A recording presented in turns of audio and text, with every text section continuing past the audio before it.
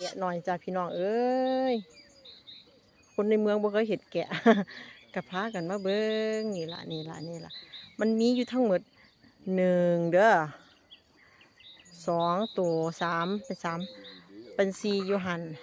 เป็น5อยู่หันสิทั่วปฏิทั่วปฏิดไอแม่มัน1 2 3 4 5บวก5เป็น10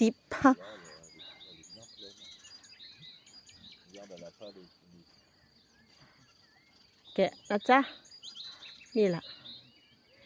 ขนมันไงจังหน่อยเขาจะตัดขนแล้วกุ๊กกุ๊กกุ๊กกุ๊กกุ๊กกุ๊กกุ๊กกุ๊กกุ๊กกุ๊กแม่